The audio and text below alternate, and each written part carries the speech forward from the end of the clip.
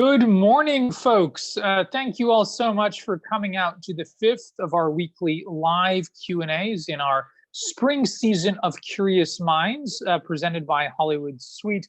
For the next hour or two, we're going to be checking in with our lecturers who will be hosting 20-minute live Q&As in which they'll answer the great questions that you've submitted in response to their Week 5 lectures. We kicked things off this morning, as we always do, with the man, the myth, the legend, Dr. Mike Daley, who took us this week on a fascinating tour of the folk rock scene of the late 60s and 70s, a topic that elicited lots of really interesting responses and smart questions from all of you, with a particular focus on the always fascinating, always mercurial Mr. Bob Dylan, who's been making some waves recently in the news. So to tackle those questions and more this morning, it's my great pleasure, as always, to hand our virtual stage over to Mike. Please join me in giving him your warmest Curious Minds welcome.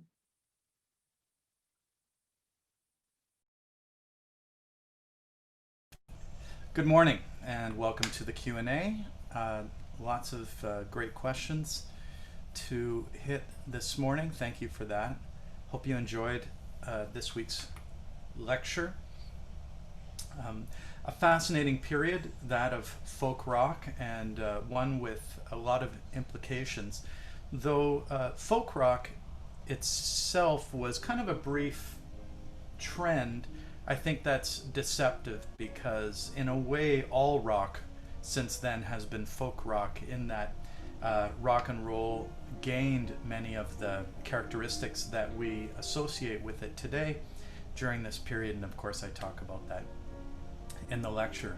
So first question, Di writes, hi Di, are you willing to give us your honest personal opinion of Bob Dylan? I have the impression that you are not exactly impressed by him. Your tone appears to be either tongue-in-cheek or critical in a not overly positive manner. Well, I'll tell you that Bob Dylan is my favorite musician. I love Bob Dylan, and I guess if I appear to be critical, it's because I think about him so much and love his music so much that I am, I don't know how to explain that. I'm critical because I care so much about his music and about his, I've thought so much about his career. So I think that Dylan often, maybe it's in a reaction to the idolatry of Dylan, which is so established now, that I think that especially when we look at the period that we're looking at in this lecture, where he is going electric and so on. I mean, he's an anti-hero, right? That's a big part of his persona, and so the fact that he, I guess it could be seen as critical the way I described the way that he threw together a band. I mean, I think that's more of a scandal than him playing an electric guitar at the Newport Folk Festival in 1965, was that he put a basically unrehearsed band up there, had them blast away for a few songs, and you know, he has always followed his own counsel, and that's part of why we idolize him so much, is that he refuses to kowtow to expectations.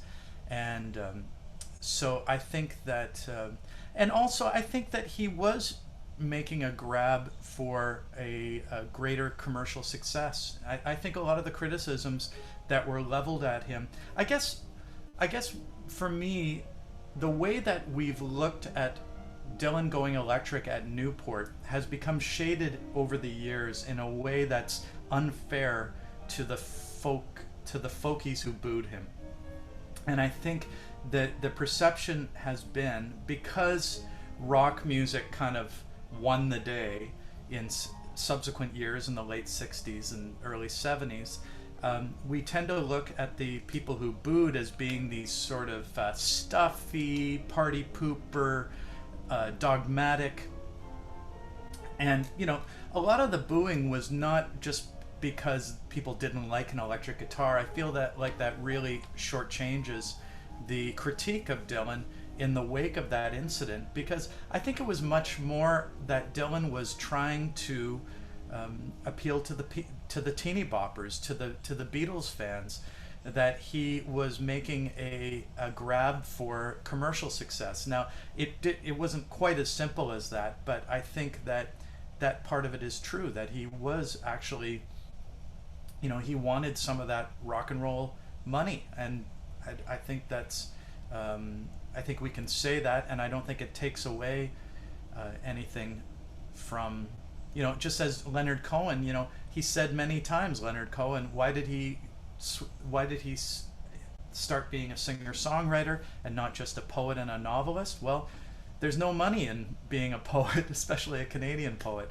So, you know, it doesn't take away from his artistry and what he achieved. They achieved, but so I'm sorry if I put across too negative, or if it seemed unbalanced, maybe because in the background in my mind is my admiration for Dylan. And of course, I have to mention that Dylan's new album came out today, and I was listening to it this morning. I wasn't able to listen to all of it. It's actually a 2-disc album, but I was listening to it on Spotify, and it's pretty wonderful. It's his first album of original material since 2012, and it does not disappoint. And it's called Rough and Rowdy Ways, and he's still got it. I mean, he's really, it's exciting. So I'm all in a tizzy, and I have to say, Bob Dylan's new album and Neil Young issuing his long-lost 1975 album Homegrown, all taking place on Father's Day weekend. Major dad energy going on right now. Okay, Phil writes, the singer-songwriter ballads of the 70s, as they address their personal experiences of love, unrequited love, and physical deterioration, sometimes using sophisticated poetry, appear to be still within the folk song tradition.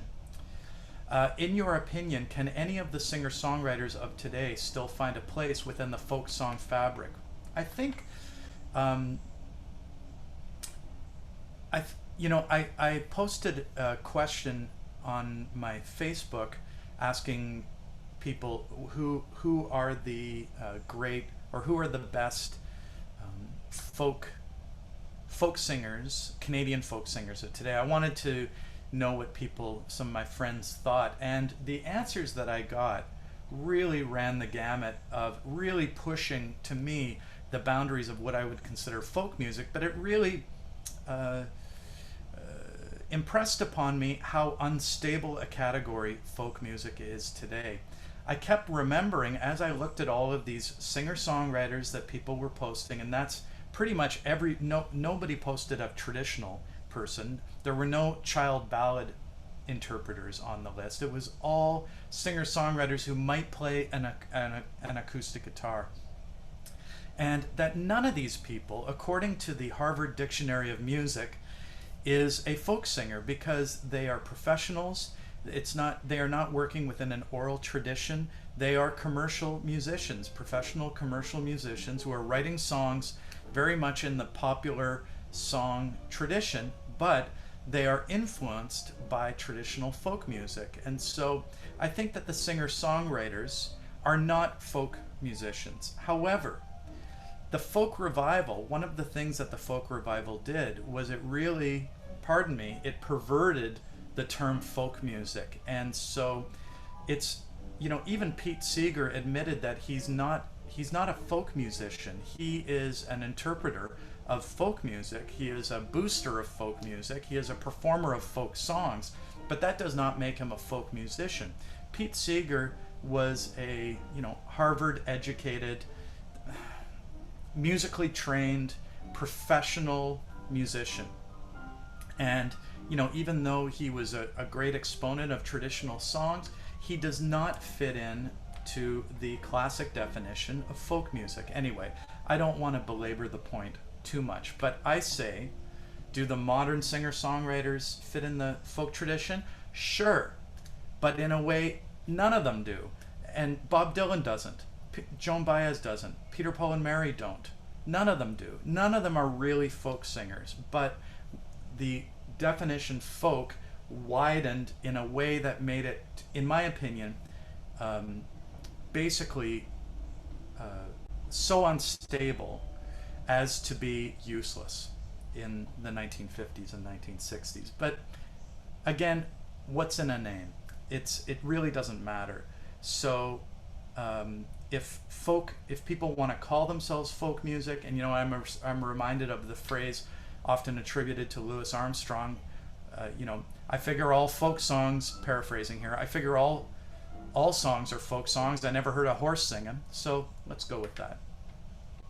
Tyler writes, did Bob Dylan receive any formal voice or guitar training, or was he entirely self-taught? Well, nobody is entirely self-taught. He certainly learned things. He picked up things along the way by listening to records and emulating them, by picking up tips from other musicians face to face, watching them on stage. He did not have any formal music lessons. However, and I find this something that's kind of odd, and I've never had this answered. I've read that when he was at the University of Minnesota for his brief university career, he was a music major. And when I went to school, you had to be able to read music to be a music major. So what gives with that? Either that description is inaccurate, and I for one would love to see his university transcripts and know what courses he took, but that's just me. So maybe there's something going on here that I don't know, but from everything I've heard, he is entirely not formally trained, and not self-taught, but yeah, he never had a teacher, guitar teacher, or he had painting teachers, art teachers over the years, but he didn't have singing teachers or guitar teachers. And could you comment more broadly on the extent to which the musical icons we've been studying in this series received formal musical training or were self-taught? How many of them could read and notate music? Well, Pete Seeger was musically trained. His father was a music professor, and so he could read music and write musical notation.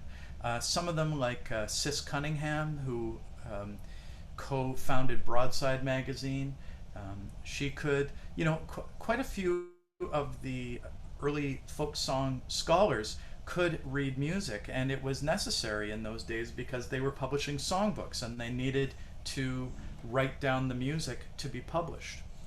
And so quite a few of them, I would say the later musicians were not music readers for the most part. There's been a general decline in music literacy, I think to our detriment today, but so it was much more commonplace for musicians of all stripes who were coming up in the 30s and 40s to read and notate music. Stu writes, it's amazing to think of how many iconic musicians played an important role in the folk rock period you discussed in this week's lecture. Giants like Neil Young and Joni Mitchell and Leonard Cohen and Bob Dylan. Given their huge influence on the course of popular music in the 20th century, do you think of the folk rock movement as its own self-contained short-term fad, or has the celebrity and success of these artists made this a much more enduring musical genre? Yes. And as I argue in the lecture, when rock absorbed the authenticity, the interest in poetic lyrics, the social consciousness, and rock and roll already had folk-like qualities, seeing as it was derived from styles like country and western, blues, these sort of grassroots styles. Rock and roll already had a folk quality to it, and so it absorbed sort of folk revival qualities, and so I think it never shed those things. That's not to say that all rock music or all rock and roll music has those folk qualities. I would argue that there are certain there's certain rock that has less of these qualities and is more of a continuation of 1950s rock and roll. But I think, yeah, I think it was permanent. The folk rock itself as a name of a style and as a kind of narrow style that I really concentrated on by talking about the Mamas and the Papas and Sonny and Cher and this Sounds of Silence. That was kind of short lived, but the fusion of folk with rock is with us to this day. Brian writes, starting in the late 70s, my understanding of folk music was transformed by experiences like the Vancouver Folk Music Festival, where I was exposed to lots of broader world music that introduced a mind-blowing variety of sounds into my listening habits. I imagine that Winnipeg, Mariposa, WOMAD, and other festivals did the same thing for others.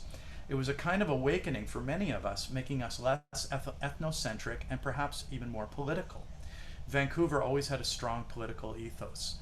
What's your take on the impact of world music on the evolution of folk music here? Thank you, Brian.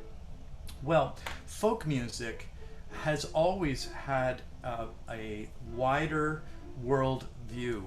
If you look even at what the Weavers and Pete Seeger were doing, that they were taking songs from all over the world and adapting them, Israeli songs, African songs, taking them, singing them in their original languages in many cases, and trying to present as a way of better understanding the world these songs. I found that especially in the early Yorkville coffee house scene, there was a real premium on songs in different languages, and the more languages that you could sing, kind of you were held in a higher esteem. We often see in articles about these early singers, he sings in 8 languages, they sing in 13 languages, Malka and Yoso being a perfect example of singing in all these different languages. What we begin to see, though, in the 80s and 90s is what you're talking about, where we are actually hearing artists from these non-Western lands. And that has to do with a couple of forces. And one is globalization of the record industry, where we see emanating out from the United States that the commercial pop music industry begins to put its tendrils out all into these places, and there are branch offices of record companies, and we begin to see these homegrown record industries in these places that can nurture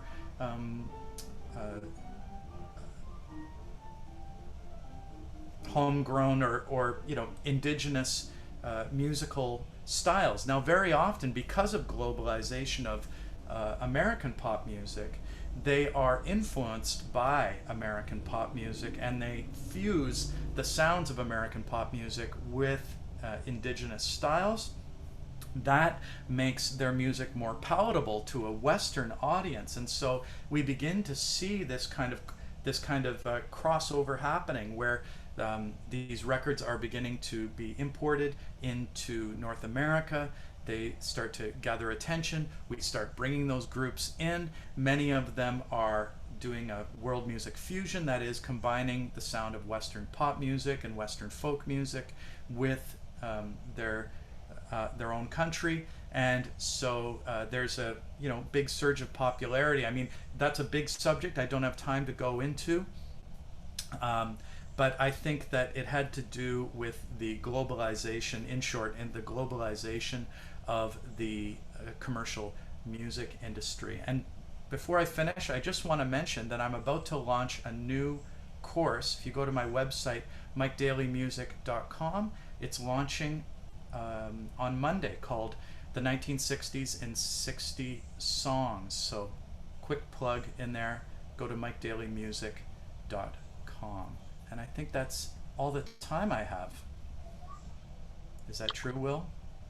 It is indeed, but thank you for those wonderful and incredibly impactful but concise responses to the good questions we had this week. I want to mention just a couple important programming updates for all the folks at home. first, an immediate short-term one, which is that for any of you who are attending our Meals That Change the World series with Laura Carlson, a reminder that there is no live Q&A this morning at 11:30. We had to reschedule due to a family issue that Laura is dealing with, but we'll be following up with you over email with responses to her questions. And then the other big programming update, Mike, that we have to share with our friends at home is that we are going to be launching our very first summer edition of Curious Minds next Thursday, launching 2 new courses for registration. And one of those is an incredibly exciting series on Neil Young, led by the one and only Dr. Mike Daley. That's right. So more Mike Daley coming your way, folks, very soon. I'll have a little more information for you in my intro to the 6th lecture in this series that we'll be launching on Monday. And we'll have more information for you, obviously, in the weeks to come. But mark your calendars for next Thursday to sign up for the next edition of Curious Minds, including very, very exciting series on Neil Young, led by the one and only Mike. So, Mike, we're heading into Father's Day weekend. As you said, lots of big dad energy in the air right now. We're also heading into the grand finale of this series next week. You're looking at some of the amazing contemporary musicians who are keeping the folk flame alive. Give us a little preview. Well, I'm going to try to summarize the ways I'm trying to look at the lasting impact, especially of the folk revival today. So in terms of updating us on what we have as far as folk infrastructure, things like the festival circuit, venues, especially the house concert trend of recent years, and how that has given new life to folk-based touring musicians, and also highlighting some of the contemporary folk musicians that I think are interesting, especially American and Canadian ones, and things like the old time music revival, and just some interesting recent developments, and then finally talking about the ways that music is being used for protest and for as a way of motivating the crowd in the recent Black Lives Matter demonstrations, and some of the innovative ways that technology is being brought into play in a way that I think very much relates to what we've been talking about with the uses of folk music for protest. Absolutely. Yeah, it's an incredibly timely and topical lecture, and a great finale to what's been a really exciting historical journey we've taken. Mike, as always, it's a real pleasure to connect with you on Friday mornings. Have a wonderful Father's Day weekend, and we look forward to hearing more from you next week. Thanks, Will. Thanks, everyone. Okay, talk soon.